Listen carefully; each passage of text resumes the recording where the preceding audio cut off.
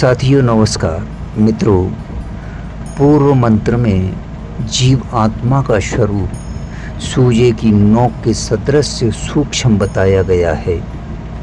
उसे समझने में भ्रम हो सकता है, अतः उसे भाली भांति समझने के लिए पुनः इस प्रकार कहते हैं। मान लीजिए एक बाल की नोक के हम 100 टुकड़े कर लें, फिर उनमें से एक टुकड़े के पुनः 100 टुकड़े कर लें।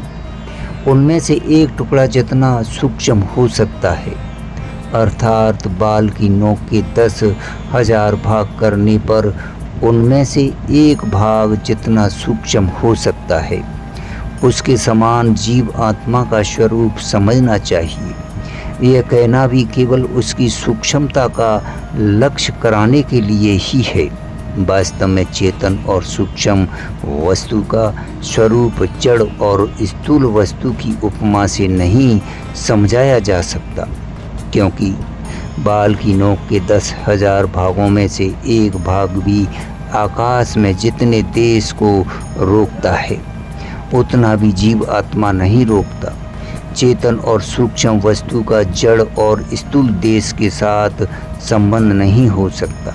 मित्रों, वह सूक्ष्म होने पर भी स्थूल वस्तु में सर्वत्र व्याप्त रह सकता है। इसी भाव को समझाने के लिए अंत में कहा गया है कि वह जितना सूक्ष्म होने पर भी अत्यंत अनंत भाग से युक्त होने में, अर्थात असीम होने में समर्थ है।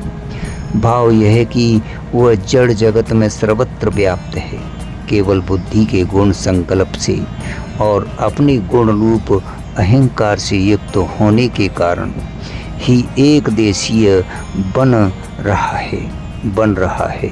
धन्यवाद, शुक्रिया।